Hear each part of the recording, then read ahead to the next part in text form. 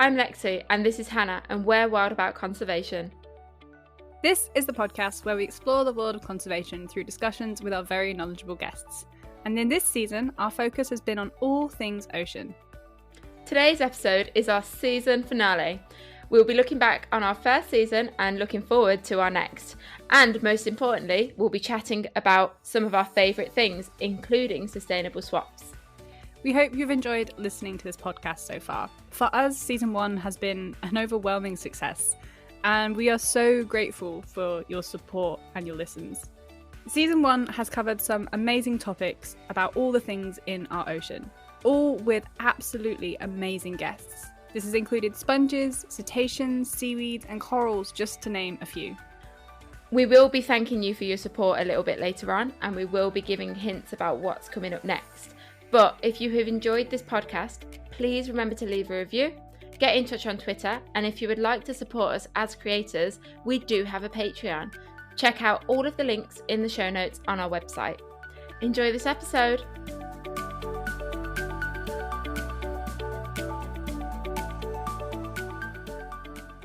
Hey Lex, this is really weird because we don't have a guest, because it is our season finale. This is insane. We have done a whole season of the Wild About Conservation podcast, and it has been slightly overwhelming at times, but yeah, I hope everyone listening has enjoyed it. It seems like you have, because you've kept listening.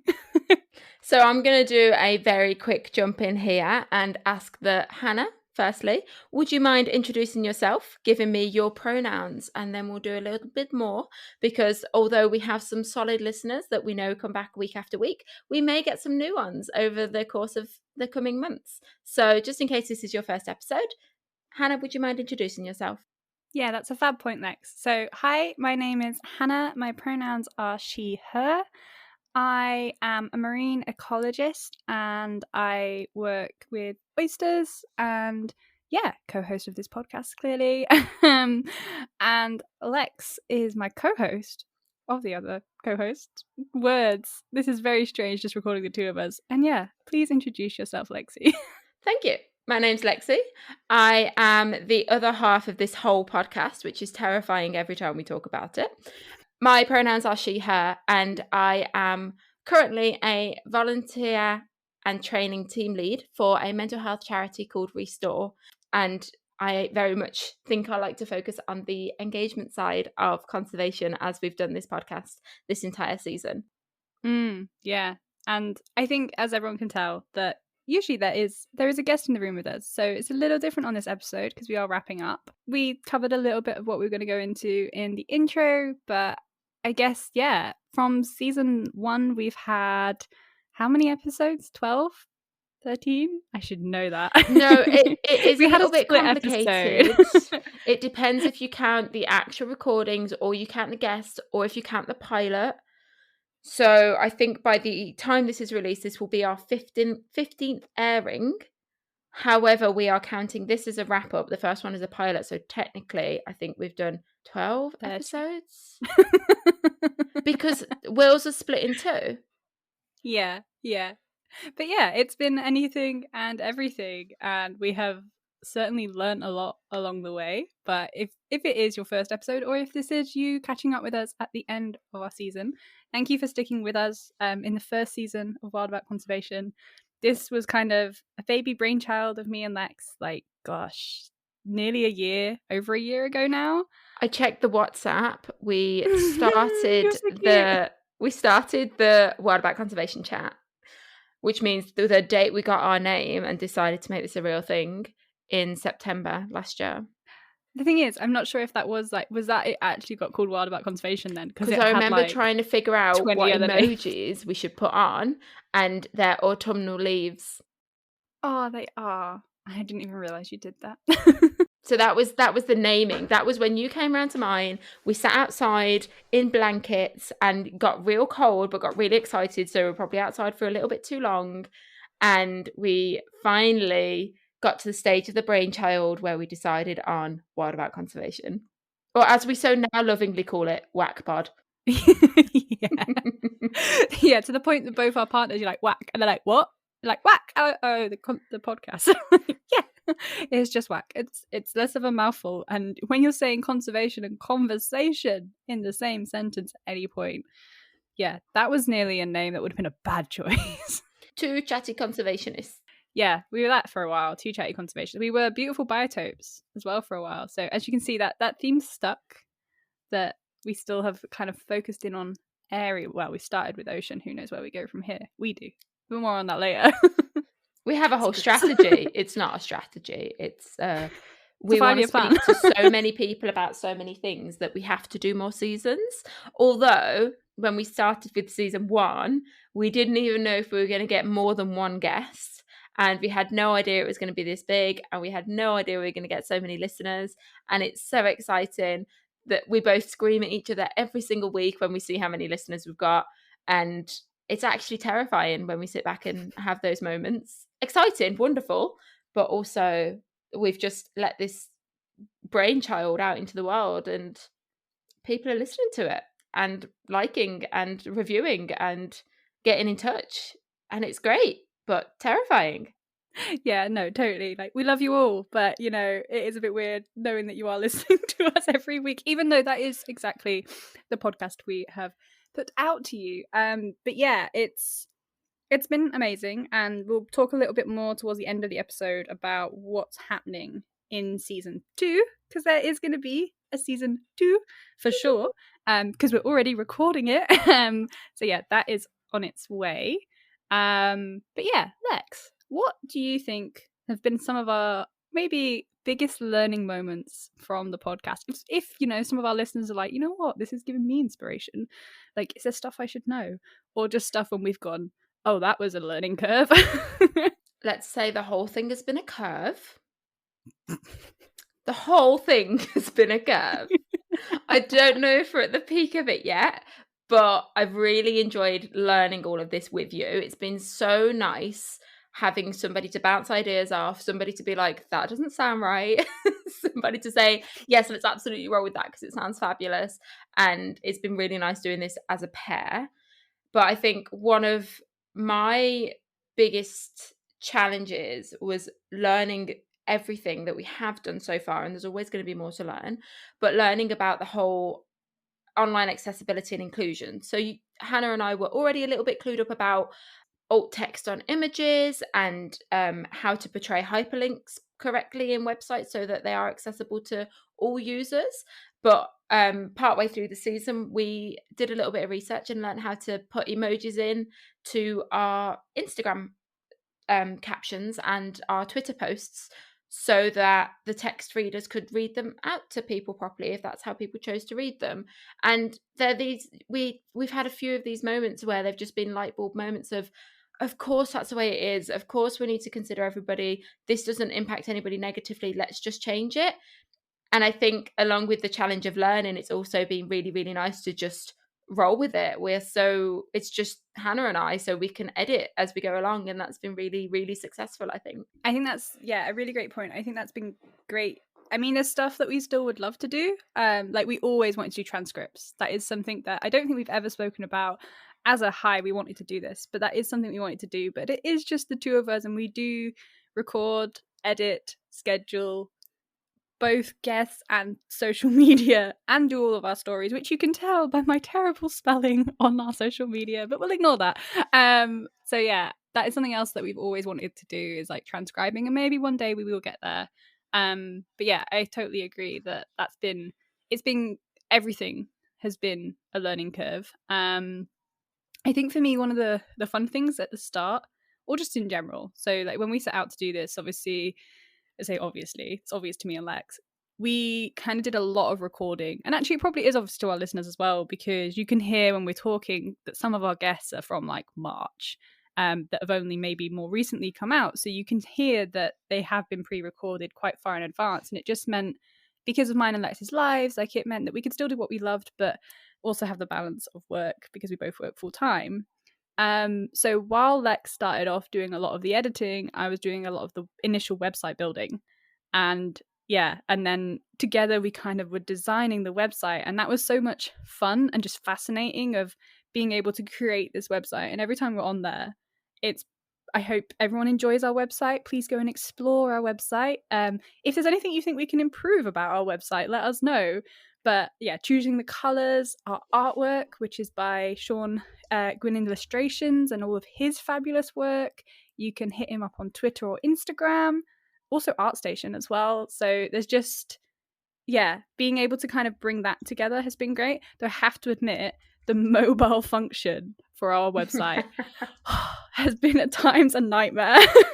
It has misbehaved. Things have been in the wrong place. Things have disappeared. Lexi's just nodding and laughing at me. Yep. It took me an hour the other night. The desktop website section looked fabulous. The mobile website, absolute shambles. Shambles is the right word, I think. But on that note, I really adored the fact that Hannah and I kind of like almost tag teamed it. So I did all the, like she said, the audio editing, sorry, and she learned how to do the website. But then we had this like coming together of the minds before I moved away from Edinburgh, and we just did like this information exchange, let's have a wonderful lunch but spend hours together day, where we just taught each other how to do the things that we were doing, so that we both learned a lot from this experience, I think. Yeah, totally. And also, kind of on that note of spending hours doing things, I hope everyone enjoys our Canva. Well, I said to say our Canva, our Instagram layout. That took us a whole day to decide, because also, if you've not noticed, me and Lex are very chatty in general. But yeah, that was also the other fun thing of kind of getting our heads around our brand and who we were going to plan to be and what whack, or we should refer to it as Wild About Conservation, but everyone now listening knows they're listening to Wild About Conservation. It's one of our hashtags. It's whack. Exactly. Whack pod. But yeah, I think as well on that front of the video editing, kind of can bring that up for two reasons. That initially we had started off with video editing software and then trying to edit our episodes with what you see of these wonderful, there is a word for it, but they're reactive graphics, aren't they? Oh, yes. Look at it go. So yeah, the reactive graphics initially, and you'll see it in our trailer, that was done with DaVinci editing software. But then when we tried to edit a whole episode, that just did not work. That was too much for even a bigger computer. So yeah, shout out to Headliner, because they have been helping our little video making. But I have to say on that note, as much as we love putting up to YouTube, that we don't get as many listeners on YouTube, and I get the feeling that a few people that come from YouTube are also potentially listening elsewhere. So yeah, I will make the announcement that I think we are going to be dropping YouTube for our next season. If you hate that and you are throwing away your phone in anger, then please drop us a message. We can either talk to you about how we could help you get us on another platform, or we can just look at other options with you, or potentially still have the YouTube. But yeah, chat to us about that if that greatly offends you. Yeah, if you don't let us know, we won't know, because it's been good, but it's something that's taken a lot of our time as well. I think that's one of the challenges I've learned is, as Hannah's mentioned, we want to do transcripts, but we went into this being like, let's do a website, and let's do Twitter, and let's do this, and let's do that. And we've had to, I think we've got it down to a fine art now, in which the only thing we can make more efficient is Hannah and I not chatting, which I think is impossible at this point. I actually think we just couldn't. I can't go a day without messaging Hannah. Like, she probably gets more updates than what I give my actual life partner. So that's because I am. How do you feel about that?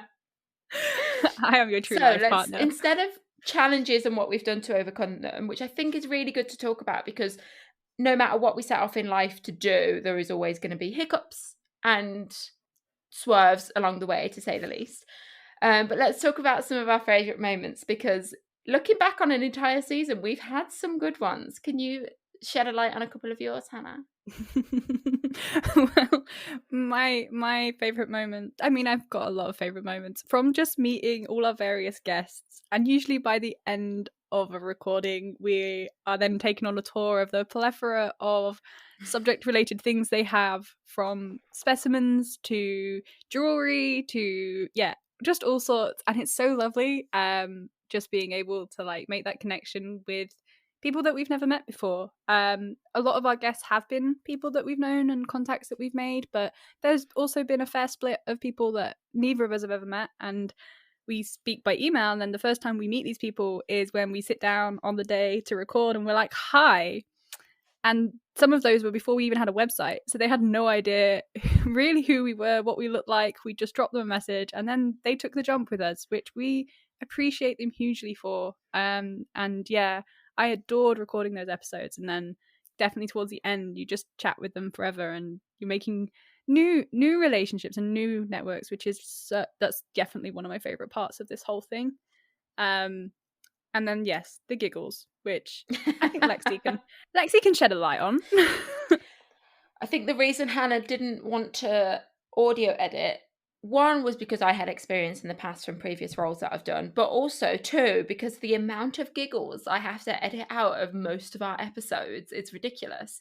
I'm not going to lie, it's a very joyful moment and I love listening to them back, and laughter is very contagious.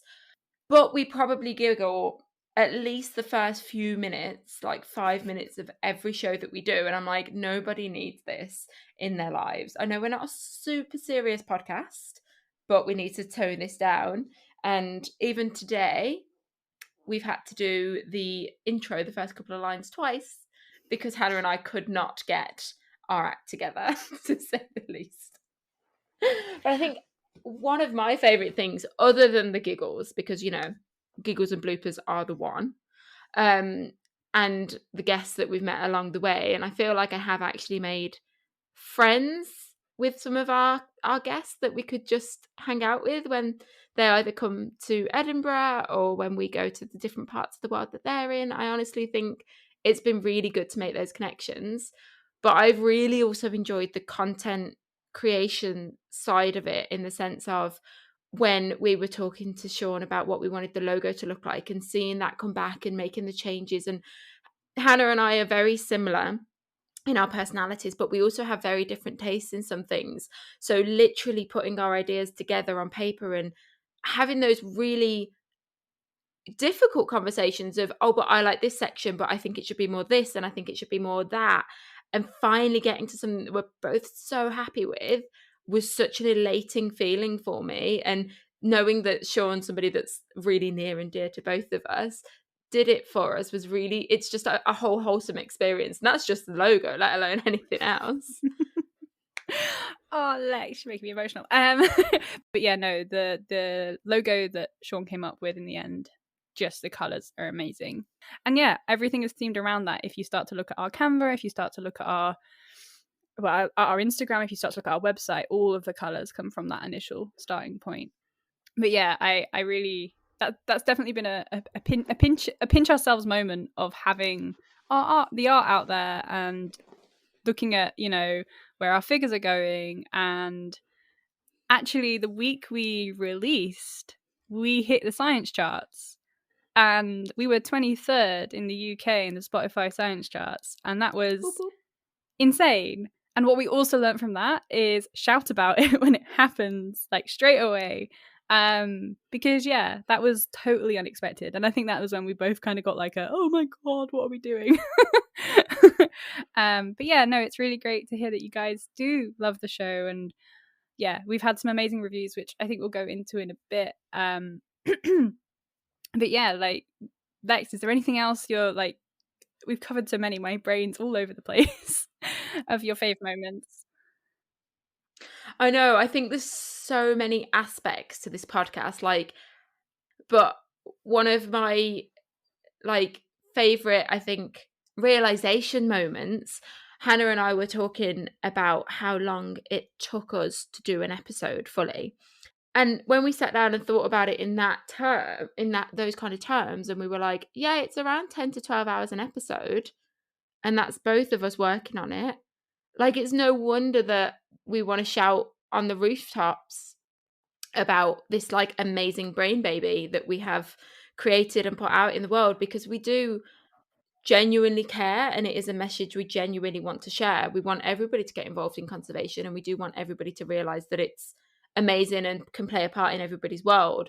But whilst I'm happy to hype us, I do think, Hannah, if you're ready, we should move on and read it out some of the reviews so that it's less us being self-fulfilling, and let's hear what some other people have to say about us.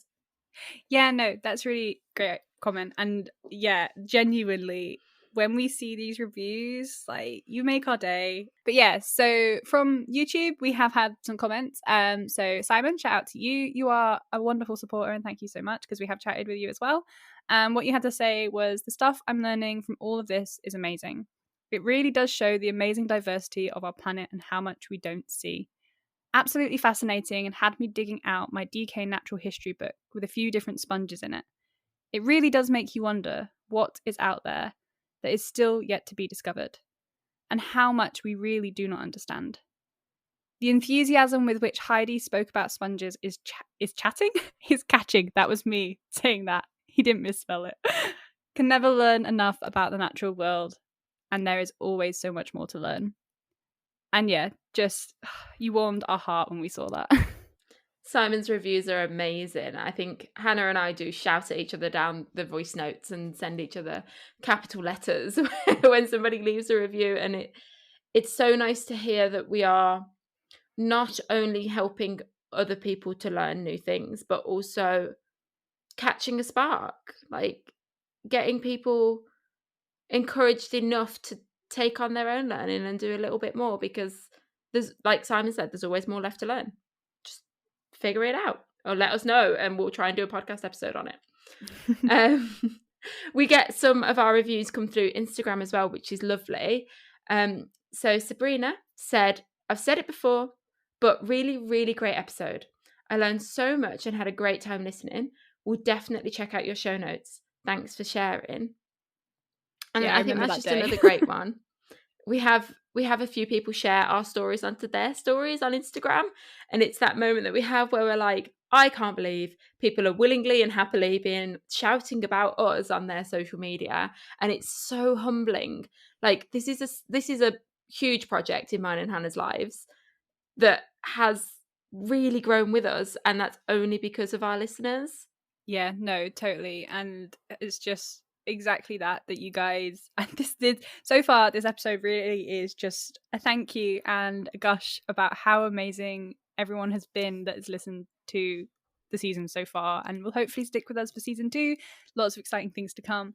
So iTunes as well is, I think, the main one for a lot of people where they do leave reviews. And again, it's happy dances. So Hemdeb, this is a wonderful podcast full of interesting information. It's so nice to hear all of these guests share their passion and their experiences of conservation.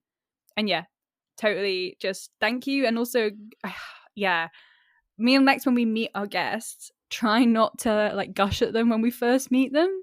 Because one of the other aims that we kind of wanted for our podcast is to be able to give people the confidence to come and chat to us, because we are strangers, and talk about these things. And yeah, so we try not to like gush over them when we first meet them. The gushing comes afterwards of like, we've been so excited to meet you for weeks. It sometimes also comes mid-podcast, which we don't tend to edit out. So you might listen and hear some of the gushing. But we are so grateful that anybody at all has supported us, whether that is our other halves bringing us teas and coffees, our actual listeners for listening every week or whenever you get a chance to, because I know the world's going a bit weird right now, and our guests for, like Hannah said, blindly agreeing to be on a podcast that was actually just ethereal. It was non-tangible when we started it, and when we started all of our recordings with our guests, and they dove in with us head first. And there is no greater feeling than knowing that somebody trusts that you'll make something amazing with what you're doing. And it's terrifying. I'm going to use that word a lot. Terrifying and humbling all at the same time. So yeah, thanks for allowing me and Hannah to do this and keeping it alive, because we definitely wouldn't have done a season 2 had you guys not been listening and sharing and speaking to us and telling us how much you enjoy it. I think we probably still would have just rang up people and been like, hey, talk to us. We're not gonna share it anywhere because no one wants to listen, but can you just keep talking to us, because like, this is great. Thanks.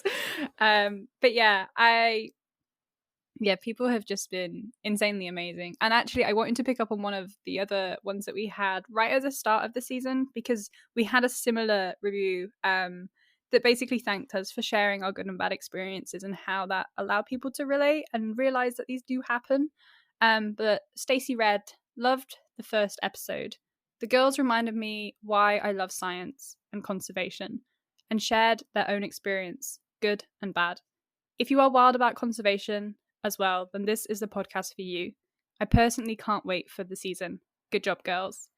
And yeah, we squealed at that because, yeah, you melted just, it's all of this looking back now, it's all slightly overwhelming and slightly emotional episode. But yeah, it's being able to maybe make connections with people like we keep saying and speak about the good and the bad, because there are all these different sides. And I think we do tend to speak pretty candidly about every topic that we choose to air on our podcast. So, since starting this podcast, Hannah and I have learnt so much about the creation of the podcast, but one of our favourite topics to discuss and share amongst each other and our friends are sustainable swaps. So we thought we would include those in this episode. Hannah, do you want to start off with what they are and why we should do them? Yeah, so I think one of the big things about sustainable swaps is the why. For a lot of things that we use in general, that use it for a second, then you throw it away.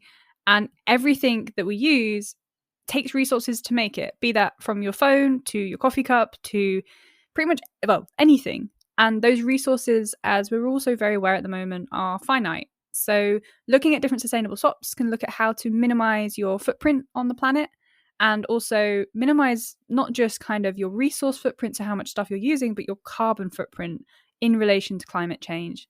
Because that's the other big, elephant in the room, that is climate change, and the using of resources, the manufacturing of goods that only get used for a moment and then just discarded is contributing in a huge way to climate change.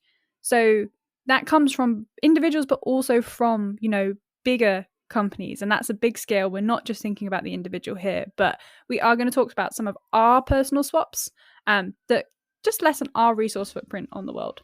Yeah, and I think what's really important to say before we do share some of our faves is to let you know that these are not prescriptive. They are suggestions from Hannah and I. They are probably a few of our suggestions because we find so many all the time.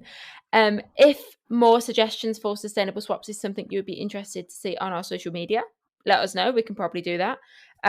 But when looking at sustainable swaps, please be aware that you need to make it work for you. So whether that's ensuring that it can fit within your finances or that you enjoy the swap. As an example, I swapped to non-dairy milk a long time ago, but it was a big journey with an old housemate of mine, finding what milk I liked the most and then whether or not it fit into my budget. And that's really important. When thinking about sustainable swaps, you have to think, is it going to fit into your lifestyle in more ways than probably I'm aware of? And then if you've tried it and you've decided that it doesn't, that's okay. You've learned something new. You can always go back to what you were using before or just keep trying. So yeah, I just wanted to caveat that before Hannah and I go into some of our favorites. But as we've already mentioned, Hannah is a PhD student and I work for the charity sector. So we're not Mrs. Moneybags over here, but we have found that our values are quite important to us when it comes to sustainability. So we will be mentioning a couple of brands that we're not sponsored by or anything. We buy these ourselves, but we love sharing hints and tips. So we thought we'd do that. Anything else to add before we dive into swaps, Hannah? No, I think you covered that so well. And yeah, I think just to reiterate, we talk about it so much on this podcast of the whole kind of 0 to 100 syndrome, I guess, of some people feel like, you either do nothing or you do everything and there is no in between. And we speak about how we just don't believe that. And you can do little bits. You can turn that dial bit by bit, that just how it works for you for so many reasons. It's your life. No one else has a right to tell you how to live it. So 0 or 100, nah, it's the in-betweens that matter. And if you can keep turning the dial to being a little bit more sustainable, if that's what you want to do, great. And, that's our ethos. That's why we're sharing this on the podcast. And yeah, we hope you stick with us and listen and find out more. So Lex, go for it. So we're going to kick it off with a bathroom because there's a lot of products on the personal hygiene market and a lot of them are becoming a lot more sustainable.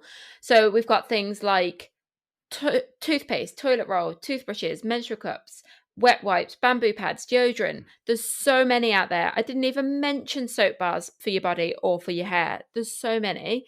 So Hannah and I thought it'd be really boring to reel off a list like I just did, even though I got a bit tuneful. So I'm going to mention my favourite, and then Hannah's probably going to come in with one of her favourites. So I found out recently about, I already knew about bamboo toothbrushes, and I was very upset because there wasn't a bamboo toothbrush that would fit onto my electric toothbrush. So I love my electric toothbrush. My dentist recommended it. It's fabulous. Love it. Yeah. But they're not sustainable and the plastic doesn't get recycled.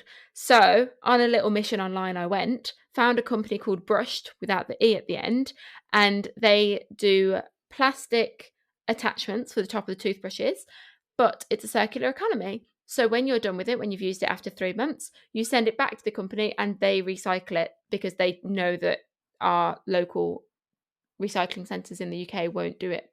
So that was a really nice find for me because it means it fits within my lifestyle. As we were just saying, it's that little bit of extra that you can do without going full hog. Do you know what I'm trying to say? All in. All in. It's that little bit that you can do without going all in. Hannah, what's your favourite bathroom swap? So yeah, I think it's along the same strand. And that was a really good point where you might have to spend a little time looking online and then you come across it. Or it happens to come across to you and you just hear about a really great kind of swap and then go from there.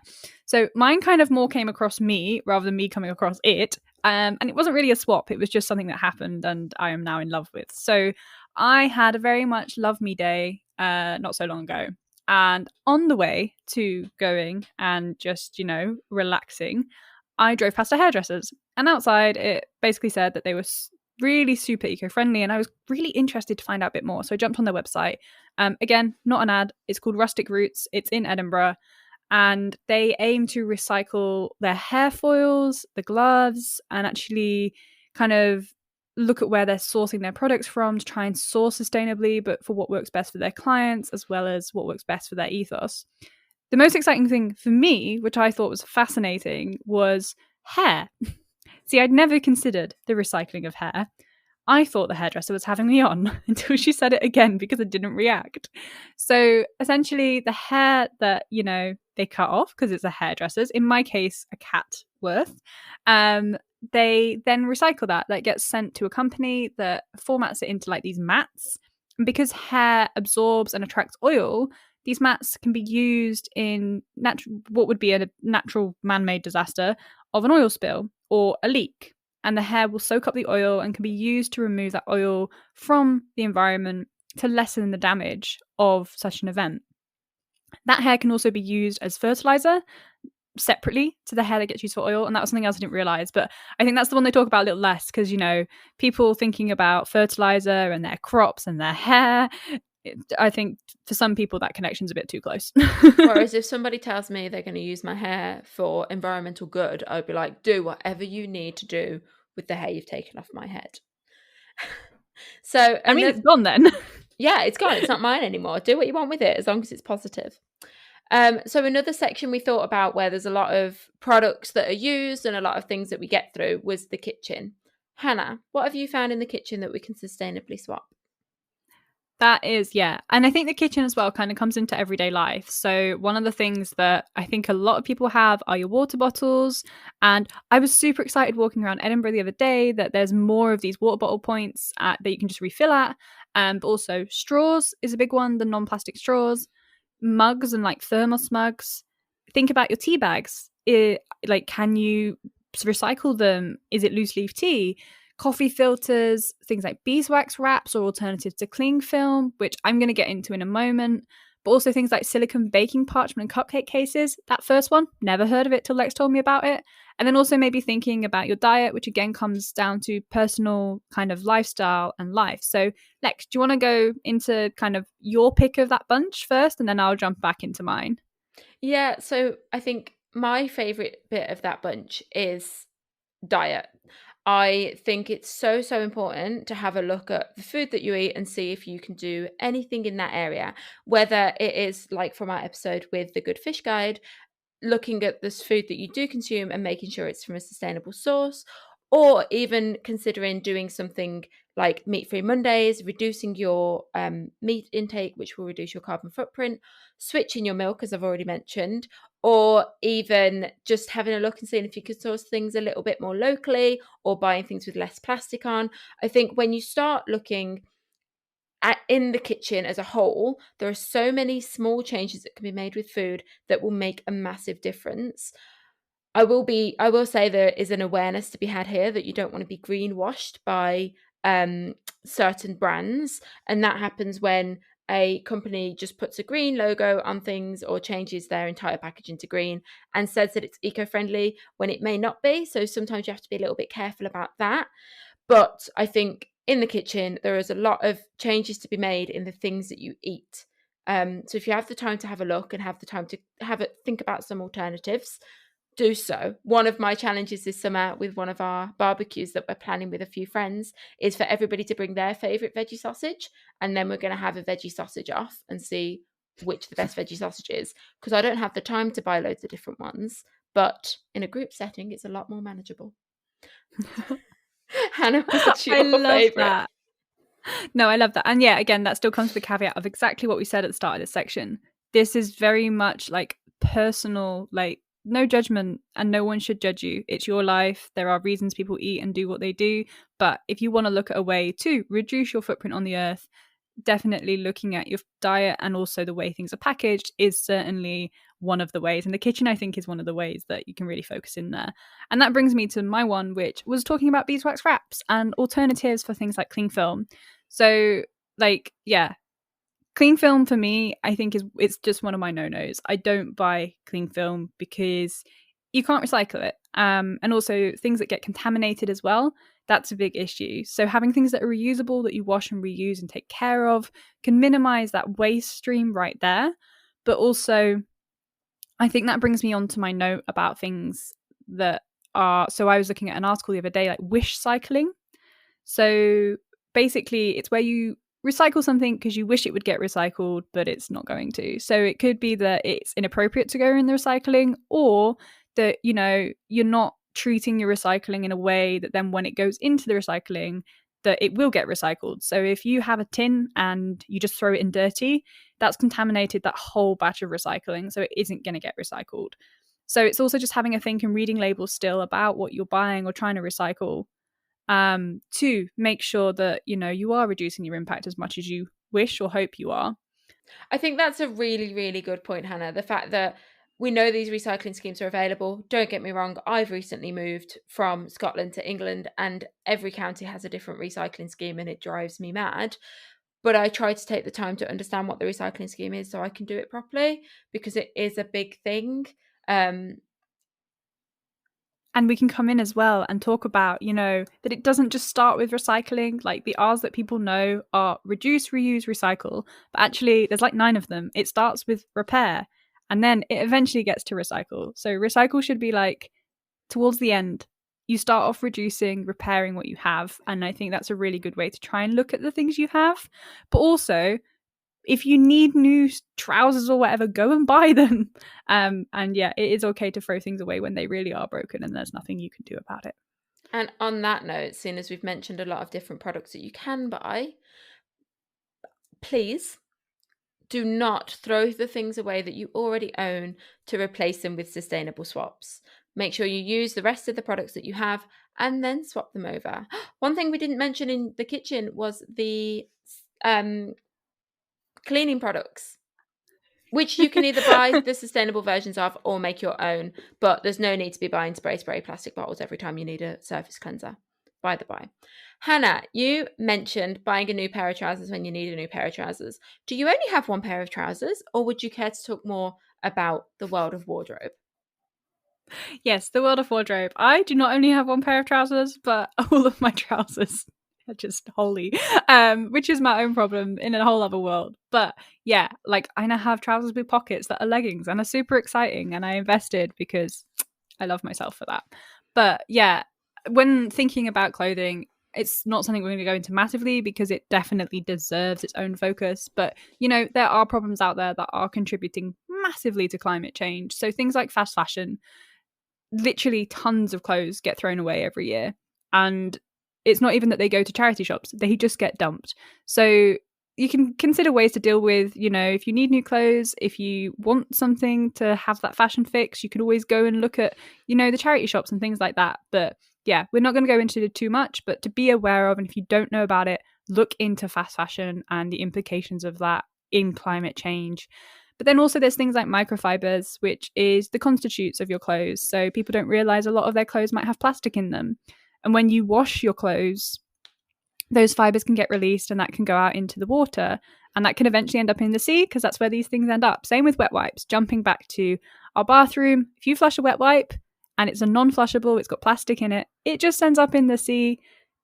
Our sewage systems are great, but they do have limitations. So yeah, there's things to consider of what goes down your drain. These plastic fibers and things like that do end up eventually at the ocean and can be on our beaches as well. So microfibers, and kind of on that note, there are alternatives. You can use bamboo is one of the ones that's real up and coming is like bamboo towels, which is, you know, the microfiber fast dry towels, but they're bamboo.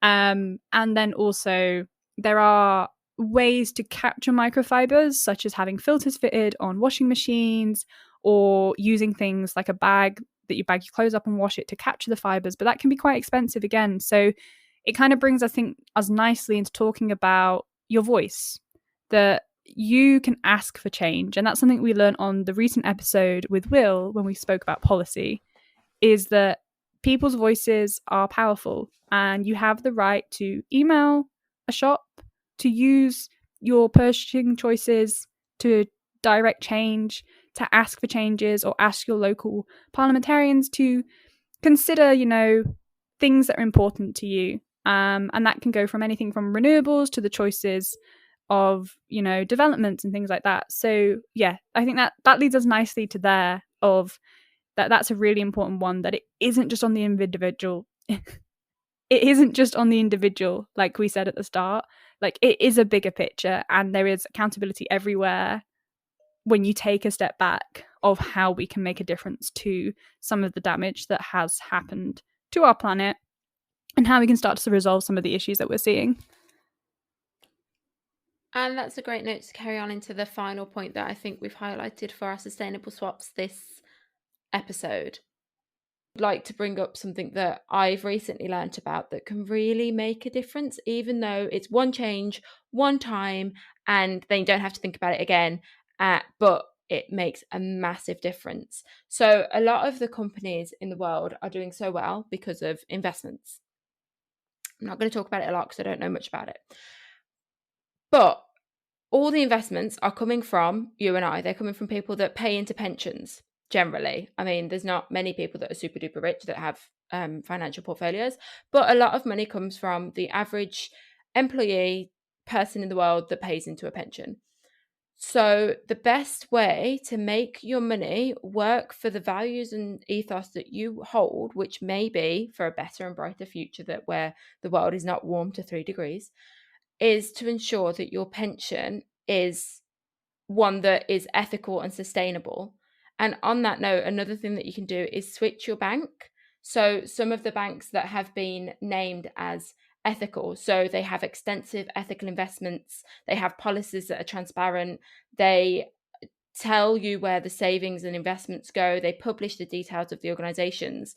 Our banks like Starling Bank, Triodos Bank, Monzo Bank, and they tend to be these banks that are mainly online focused, so you can't necessarily go into branch, but they're these new age banks that have a much better ethos, whereas the standard banks that you see on the high street have always worked the way that they've always worked, and that's fine, and they're making changes, and that's great.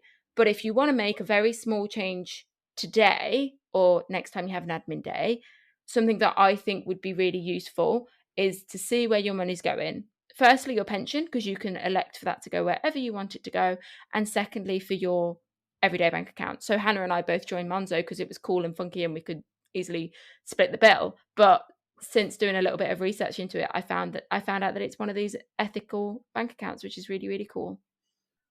And on that note, we didn't mention, if you guys have any sustainable swaps of your own that we haven't mentioned at all in this podcast, we would be absolutely thrilled to listen to your suggestions or to read your suggestions. So do send them through on Twitter or Instagram. We would love to hear your thoughts, because now that I've mentioned it earlier on in this podcast, I think I want to start doing a section of our social media just on sustainable swaps. So help us out.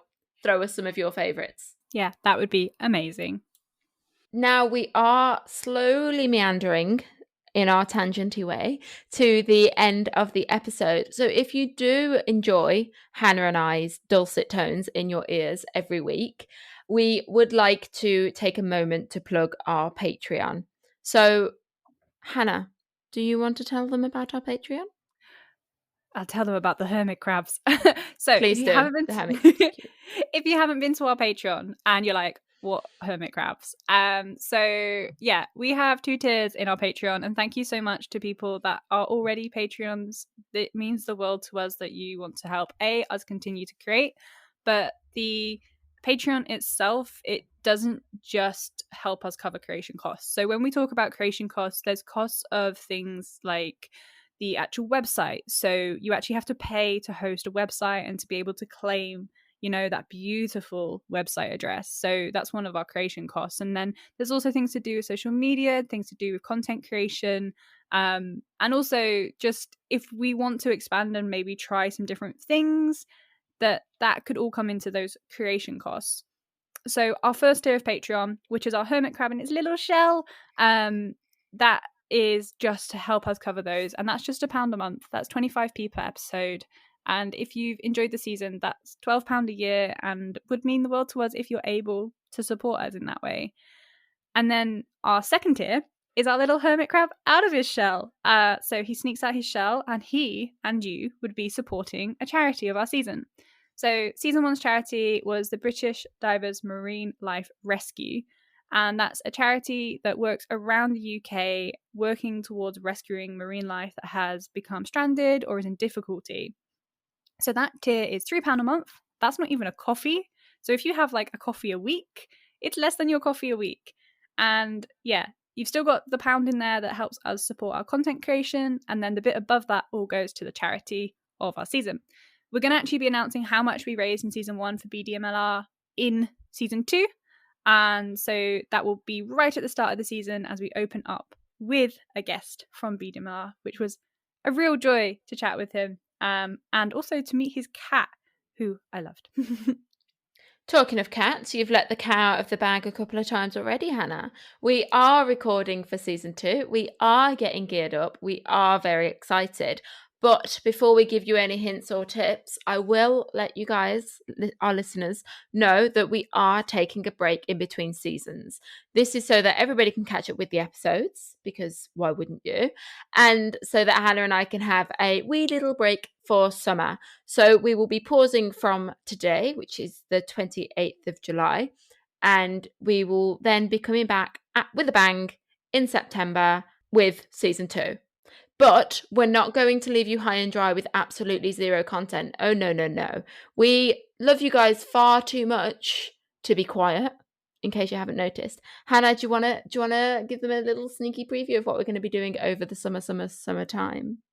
Yeah. So summertime, we'll be kind of looking back at some of our episodes so far. And yeah, the moments throughout all of those episodes, we've had so many amazing guests, and that's been wonderful.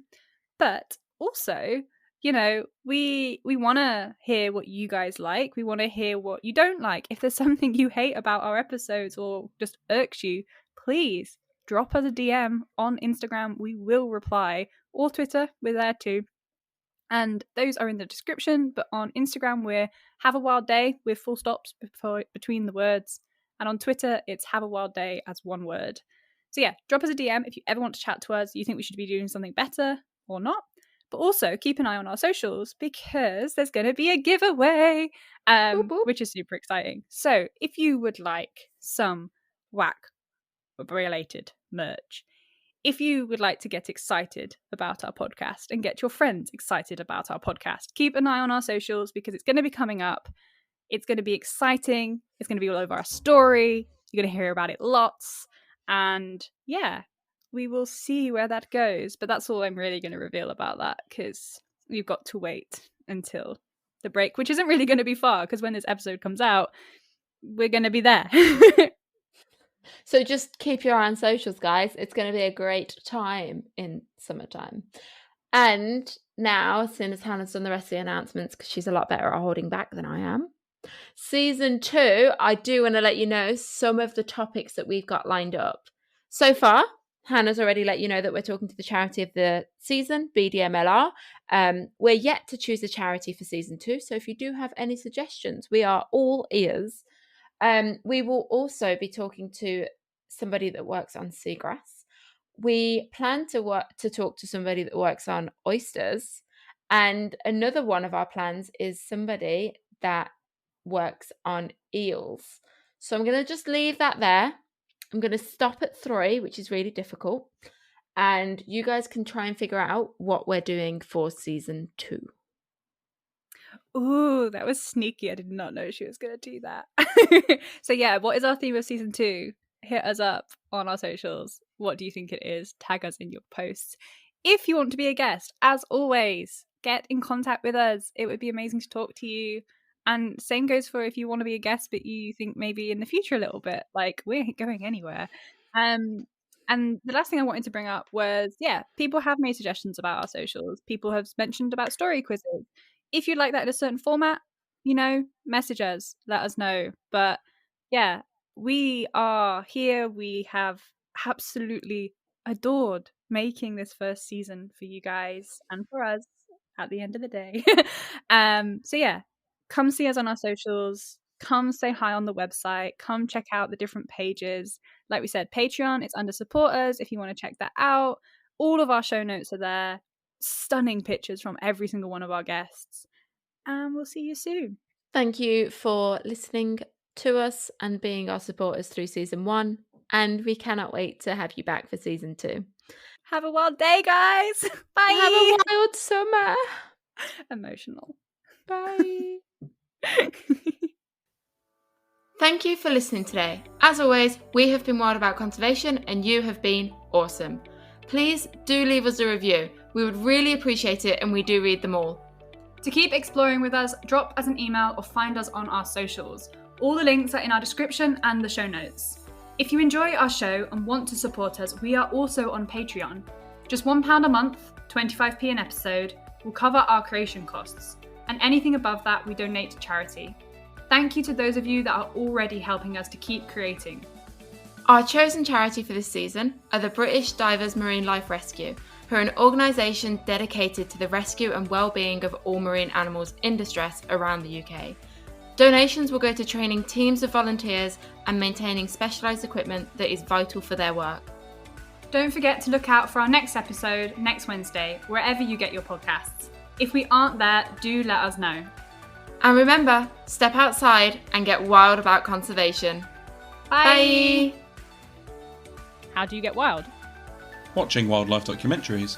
Wildflower painting. Diving. Wild swimming. Ocean watching. Rock climbing. Bird watching. Listening to podcasts. Hill walks. Visiting a wildlife charity.